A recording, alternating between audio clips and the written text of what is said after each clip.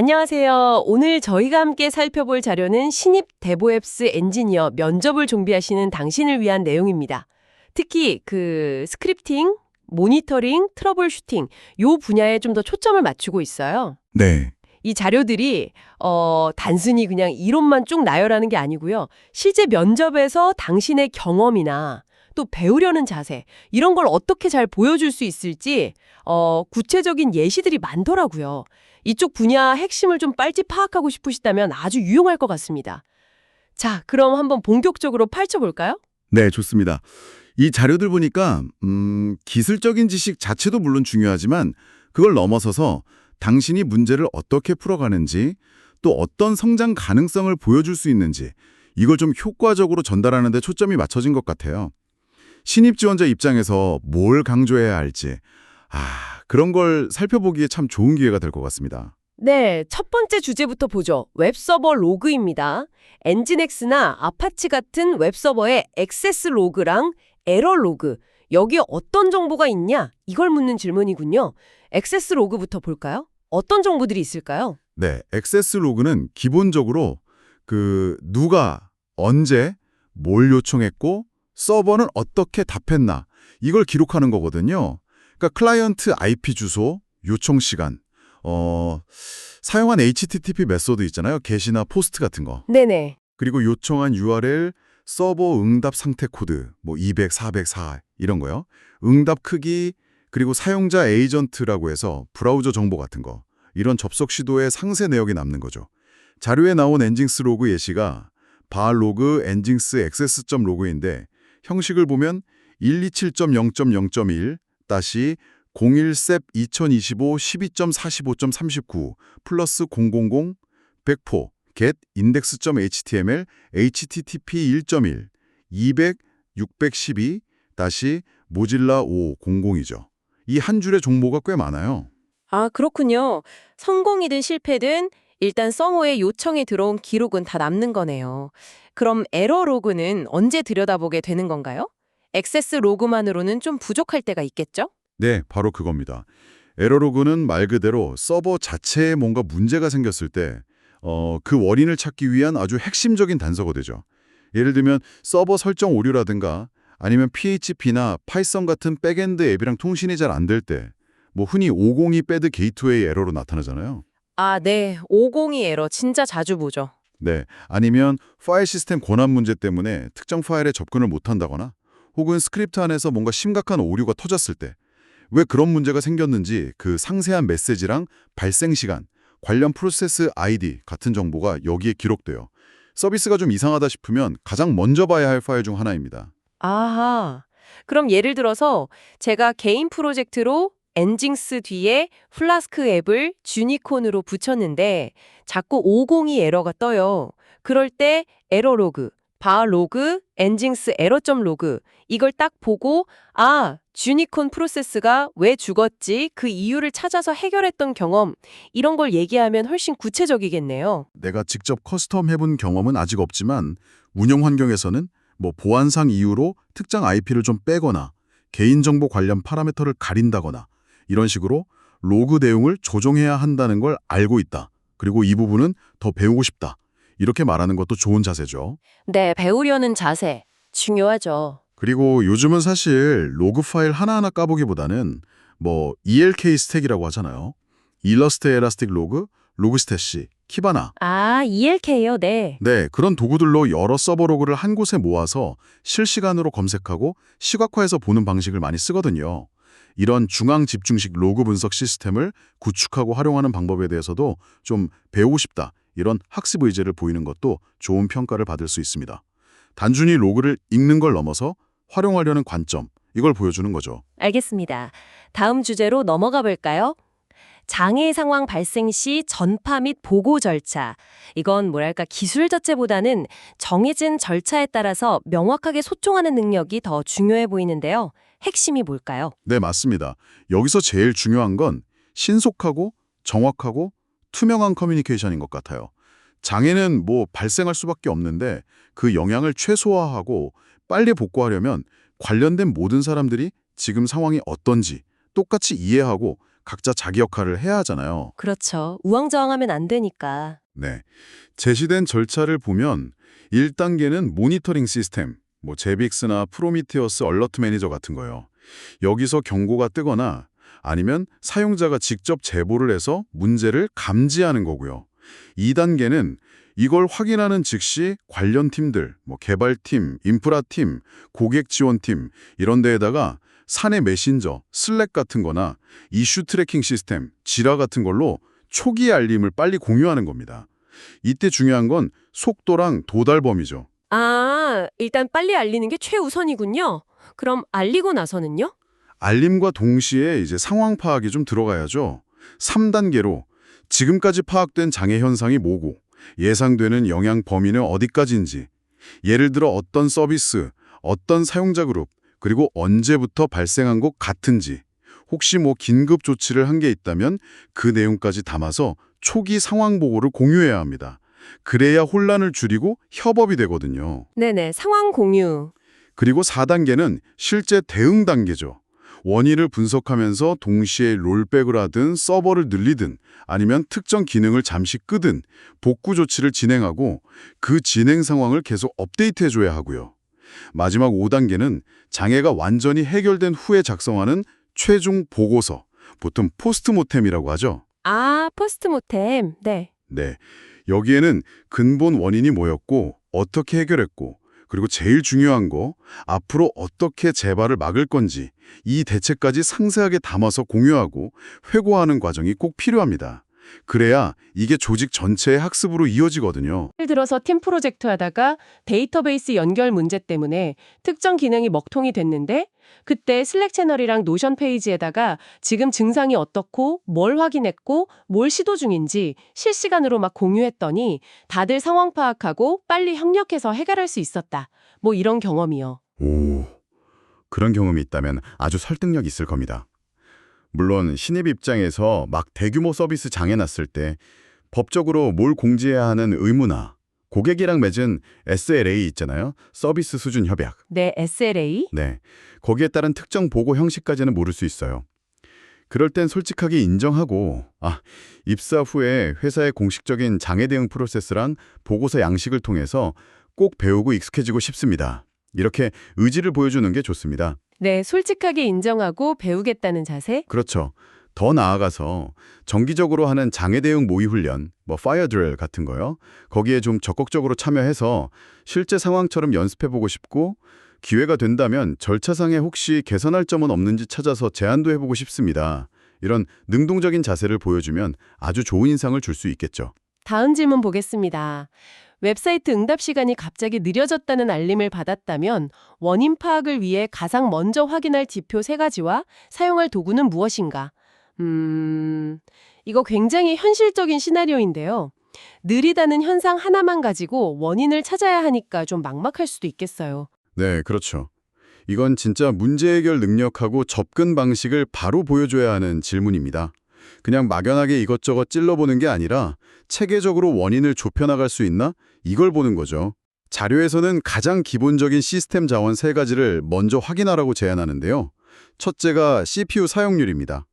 서버 자체에 과부하가 걸렸는지, 혹시 특정 프로세스가 비정상적으로 CPU를 너무 많이 쓰고 있는 건 아닌지 확인해야 하고요. 네, CPU. 둘째는 메모리 사용량입니다. 메모리가 부족해서 디스크를 메모리처럼 쓰는 스왑이 너무 많이 발생하진 않는지, 아니면 혹시 메모리 누수 같은 패턴이 의심되진 않는지 봐야 하고요. 메모리. 셋째는 네트워크 지연 시간하고 대역폭 사용량입니다. 사용자나 아니면 다른 시스템하고 통신하는 구간에서 병목 현상이나 패킷 손실 같은 게 있는지 확인하는 거죠. 이 3가지가 시스템 성능 저하의 가장 흔한 원인이니까요. CPU, 메모리, 네트워크. 역시 기본에 충실해야 하는군요. 이런 지표들은 그럼 어떤 도구로 확인하나요? 잘 구축된 환경이라면 프로메티우스나 그라파나 같은 모니터링 도구 대시보드에서 그냥 한눈에 볼 수 있겠지만 그렇지 않더라도 리눅스 기본 명령어만으로도 꽤 많은 정보를 얻을 수 있어요. 탑이나 H톱 같은 걸로 실시간 CPU, 메모리 사용률이랑 부하 높은 프로세스를 바로 확인할 수 있고요. 네, 탑 많이 쓰죠. FreeM 명령어로 메모리랑 스왑 사용량을 좀 더 명확하게 볼 수 있죠. 만약 과거 특정 시점 데이터가 필요하다면 SAR, 시스템 액티비티 리포터라고 하죠. 이 명령어가 유용하고요. 네트워크 상태는 기본적인 핑이나 트레이스 라우트로 특정 목적지까지 연결 상태나 지연 시간을 볼 수 있고요. 아, 그렇군요. 예를 들어서 CPU는 널널한데 유동 메모리 사용량만 막 치솟는 웹 애플리케이션이 느려졌어요. 그러면 free-m 이걸로 혹시 메모리 부족, OM 상황인지 확인하고 원인을 추적했던 경험, 아니면 특정 지역 사용자들만 접속이 느리다고 해서 핑이나 트레이스 라우트로 해당 ISP, 인터넷 서비스 제공자, 구간에 문제가 있나 의심하고 확인했던 경험, 뭐 이런 걸 구체적으로 설명하면 좋겠네요. 네, 맞아요. 그런 구체적인 경험 제시가 중요합니다. 그리고 단순히 도구 이름만 나열하는 게 아니라 어떻게 접근할 건지 그 과정을 설명해야 해요. 예를 들면 먼저 문제가 보고된 시점 전후로 CPU, 메모리, 네트워크, 디스크 I/O 지표 변화를 모니터링 시스템이나 쌀 명령으로 확인하겠습니다. 동시에 관련 웹서버 로그, 액세스나 에러 로그, 그리고 애플리케이션 로그에 혹시 특이사항은 없는지 살펴보겠습니다. 네, 로그도 같이. 만약 서버 자체 자원 문제가 아니라면 사용자 요청부터 시작해서 DNS, 로드 밸런서, 웹서버, 와스, 데이터베이스까지 전체 요청 흐름을 따라가면서 어느 구간에서 지연이 생기는지 핑, 트레이스 라우트나 브라우저 개발자 도구의 네트워크 탭 같은 걸 활용해서 병목 지점을 찾아 나갈 것입니다. 뭐 이런 식으로 단계적으로 설명하는 게 좋습니다. 체계적이네요. 네, 그리고 기본적인 지표로 좀 부족하다 싶으면 APM 도구라고 하죠. Application Performance Management. 뭐 예를 들어 자거나 집킨 같은 오픈소스도 있고 뉴 렐릭이나 데이터독 같은 상용 솔루션도 있는데 이런 걸로 코드 레벨에서 병목을 추적하거나 아니면 ELK 같은 로그 분석 시스템에서 특정 에러 패턴을 검색하는 좀 더 깊은 분석으로 나아갈 수 있다. 이런 점을 언급할 수도 있고요. 만약 APM 경험이 부족하다면 이 부분에 대한 학습 의지를 강조하고 과거에 발생했던 장애 사례들을 좀 분석해서 원인별 트러블 슈팅 체크리스트 같은 걸 한번 만들어서 팀 내에 공유해보고 싶습니다. 뭐 이런 제안도 적극성을 보여줄 수 있습니다. 네, 좋습니다. 자, 다음은 리눅스 환경에서 반복 작업을 자동화하는 데 꼭 필요한 거죠. 크론잡에 대한 질문입니다. 크론잡이 뭐고 어떻게 설정하는지 설명해야 하네요. 네, 크론잡은 리눅스나 유닉스 시스템에서 정해진 시간이나 주기에 맞춰서 특정 명령어 혹은 쉘 스크립트를 자동으로 실행시켜주는 스케줄러 기능입니다. 뭐 데이터베이스 백업이라든가 로그 파일 정리하고 삭제하는 거, 시스템 상태 리포트 만드는 거, 이렇게 주기적으로 해야 하는 관리 작업을 자동화하는 데 아주 널리 쓰이죠. 설정을 하려면 터미널에서 crontab-e 이렇게 명령어를 치면 현재 사용자의 크론탑 파일을 편집할 수 있는 편집기가 열려요. 거기에 정해진 형식에 맞춰서 작업을 등록하면 됩니다. 아, 그 형식이 분, 시, 일, 월, 요일, 실행할 명령어 이 순서였죠? 예를 들어서 매일 새벽 3시 30분에 옵트 스크립츠 다시 데일리 백업 전 sh 이 스크립트를 실행하고 싶으면 303 옵트 스크립츠 데일리 백업 전 sh 이렇게 적으면 되겠네요. 별표는 매번이라는 뜻이고요. 네, 정확합니다. 분은 0에서 59, 시는 0에서 23, 일은 1에서 31, 월은 1에서 12, 요일은 0에서 7까지인데 0하고 7이 일요일이죠. 이 필드에 특정 값을 넣거나 범위를 지정하거나 아니면 간격, 예를 들어 5 이러면 5분마다 실행하라는 뜻이죠. 이렇게 지정할 수 있습니다. 면접에서는 근데 단순히 이 형식만 안다고 말하는 것보다는 실제 사용 경험을 이야기하는 게 훨씬 좋아요. 그렇죠. 경험이 중요하죠. 네. 뭐 개인 프로젝트에서 주기적으로 데이터를 백업하거나 임시 파일을 정리하는 스크립트를 크론으로 돌려봤던 경험, 그리고 crontab-l 명령어로 내가 등록한 작업 목록을 확인하고 시스템 로그, 보통 발 로그 시스로그나 발 로그 크론에 남는데 이걸 보면서 예약된 작업이 실제로 잘 돌아갔는지 혹시 오류는 없었는지 확인했던 경험, 이런 걸 덧붙이면 좋습니다. 디브옵스에서 자동화는 핵심 가치 중 하나니까 크론 사용 경험은 중요하게 평가될 수밖에 없어요. 이 부분에서도 혹시 더 나아가서 이야기할 만한 게 있을까요? 물론이죠. 예를 들어서 시스템이 꺼져 있을 때 예약된 시간이 지나버리면 실행이 안 되는 게 크론의 기본적인 한계거든요. 이걸 보완하는 에나크론이라는 것도 있고 요즘은 좀 더 유연하고 강력한 스케줄링이나 종속성 관리가 가능한 시스템D 타이머 같은 대안 도구들도 있어요. 이런 거에 대해 들어봤고 기회가 된다면 써보고 싶다. 이렇게 언급할 수 있죠. 아, 시스템 디타이머. 네. 이런 학습 의지를 보이는 것도 좋고요. 더 나아가서 요즘 많이 쓰는 쿠버네티스 환경에서는 컨테이너화된 작업을 주기적으로 실행하기 위해서 크론접이라는 리소스를 쓰거든요.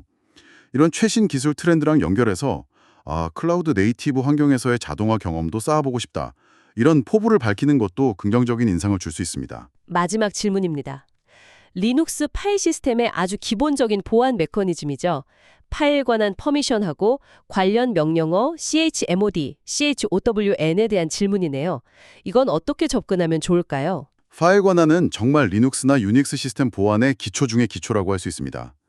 모든 파일하고 디렉토리에는 소유자 유저, 소유 그룹, 그리고 그 외 다른 사용자 others, 이 세 가지 주체에 대해서 각각 읽기, read R, 쓰기, write W, 실행, execute, 권한을 설정할 수 있거든요. ls-l 명령 쳤을 때 파일명 앞에 -rw 대시 rr 이런 식으로 나오는 부분 있잖아요. 그게 바로 이 권한 정보입니다. 네네. 맨날 보죠. chmod 명령어는 이 권한을 바꾸는 도구고요. 숫자를 이용하거나 예를 들어 chmod 644 file.txt 이러면 소유자는 읽기 4 더하기 쓰기 2에서 6, 그룹하고 다른 사용자는 읽기 4만에서 4 이렇게 권한을 주는 거고요. 아니면 기호를 쓸 수도 있죠.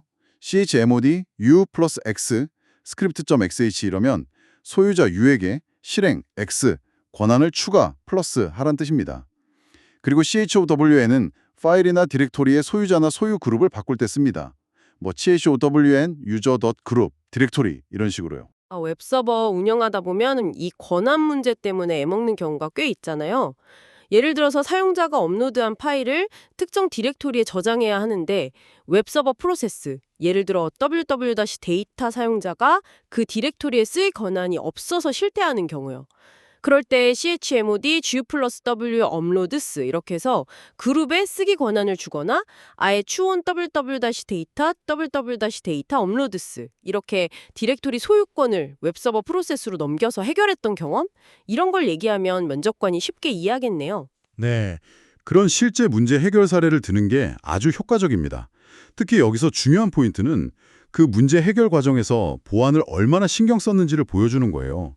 그냥 급하다고 chmod 777 이렇게 모든 사용자한테 모든 권한을 다 주는 거, 이건 굉장히 위험한 조치라는 걸 내가 알고 있다. 이 점을 반드시 언급해야 합니다. 이건 단순히 명령어를 아는 걸 넘어서 보안 의식을 보여주는 중요한 부분이거든요. 아, 맞아요. 777은 진짜 일단 편하긴 한데 너무 위험하죠? 네. 일단 급해서 777로 해결했지만 이게 아주 위험하다는 걸 알아서 바로 필요한 최소한의 권한, 예를 들어 750이나 특정 그룹 쓰기 권한 정도로 변경했습니다. 라거나 처음부터 777은 피하고 꼭 필요한 최소 권한이 뭘까 고민해서 적용했습니다. 이렇게 설명하면 훨씬 좋은 평가를 받을 수 있어요. 최소 권한 원칙을 이해하고 있다는 걸 보여주는 거죠. 그럼 좀 더 심화된 권한 관리 기법인 ACL이나 S-이레닉스 같은 것도 언급하면 좋을까요? 신입한테는 조금 어려울 수도 있겠지만요. 좋은 질문입니다. ACL, 액세스 컨트롤 리스트는 기본 유저 그룹 아더스 모델보다 더 세밀하게 특정 사용자나 그룹별로 권한을 제어할 수 있게 해주는 거고요. SL 리눅스, Security Enhanced Linux는 강제적 접근 통제 MAC라는 걸 통해서 커널 수준에서 더 엄격한 보안 정책을 적용하는 리눅스 보안 모듈이죠. 신입으로서 여기에 대한 깊은 경험이 없다는 건 당연합니다. 하지만 이런 고급 권한 관리 기법이 있다는 건 알고 있고 이게 왜 필요하게 됐는지 기본적인 개념은 학습했습니다. 라고 말하고 실제 운영 환경에서 ACL이나 SL 리눅스가 어떻게 보안 강화에 기여하는지 또 관리상 어려움은 없는지 이런 것들을 실무를 통해 배우고 싶습니다. 이런 학습 의지를 보이는 건 좋습니다. 특히 최소 권한 원칙, Principle of Least Privilege라고 하죠. 이걸 실제 복잡한 시스템 환경에서 어떻게 구현하고 유지하는지 그 사례를 통해 배우고 적용해보고 싶다. 이런 적극적인 태도는 아주 인상적일 수 있습니다. 자, 오늘 저희는 신입 데브옵스 엔지니어 면접에서 마주칠 수 있는 주요 질문들, 웹로그 분석부터 장애 상황 소통, 성능 저하 트러블 슈팅, 크론잡 자동화, 그리고 리눅스 파일 권한 관리까지에 대해서 답변 전략과 함께 좀 깊이 파고 들어봤습니다. 이 모든 내용을 종합해보면 결국 면접에서 성공하기 위한 핵심은 뭘까요? 어떻게 정리할 수 있을까요? 기술적인 내용을 정확하게 설명하는 능력도 물론 기본이겠죠. 하지만 면접관은 아마 그 이상을 보고 싶어 할 겁니다. 당신이 실제 문제를 딱 만났을 때 어떻게 접근했고 어떻게 해결했는지, 그리고 그 경험을 통해서 뭘 배웠는지, 이걸 구체적인 사례를 들어서 설명하는 능력이 중요하고요. 그리고 아직 좀 부족한 부분이 있다면 솔직하게 인정하되 그걸 배우고 성장하려는 적극적인 자세를 보여주는 것, 이게 핵심인 것 같아요. 단순히 지식만 암기한 사람보다는 실제 상황에 부딪히고 배우면서 성장할 수 있는 잠재력, 그걸 가진 사람을 찾고 있는 거죠. 팀에 들어왔을 때 동료들하고 어떻게 협력하고 문제를 풀어갈 사람인지 그걸 보려고 할 겁니다. 그렇군요. 단순히 크론 사용법을 아는 걸 넘어서 왜 자동화가 필요하고 이게 데브옵스 문화랑 무슨 관련이 있는지, 치모드 옵션을 외우는 대신 파일 권한이 보안이나 안정성에 왜 그렇게 중요한 건지, 그 배경이랑 맥락까지 이해하려는 노력이 필요하다. 뭐 이런 말씀이시네요. 네, 정확합니다. 마지막으로 당신에게 한 가지 좀 생각해볼 만한 질문을 던져보고 싶어요. 오늘 다룬 로그 분석, 장애 대응, 성능 튜닝, 자동화, 고난 관리, 이런 기술적인 요소들이 어떻게 보면 그냥 개별적인 기술처럼 보일 수도 있잖아요. 네, 그쵸. 각각 다른 기술들 같기도 하고. 그런데 이 모든 것들이 DevOps라는 큰 그림, 그러니까 개발, 대부하고 운영, 업체 협업을 강화하고 자동화를 통해 효율성을 높이고 또 지속적인 피드백 루프를 통해서 서비스를 계속 개선해 나가는 그런 문화와 철학, 이걸 어떻게 구현하고 또 뒷받침하고 있다고 생각하시나요? 이 질문에 대한 당신만의 답을 한번 정리해보는 것은 면접 준비를 넘어서서 앞으로 데브옵스 엔지니어로서 성장하는 데 아주 중요한 성찰의 기회가 될 거라고 생각합니다. 오늘 저희 이야기가 당신의 학습과 준비 과정에 실질적인 도움이 되었기를 바랍니다. 다음에도 유익하고 흥미로운 주제로 찾아뵙겠습니다.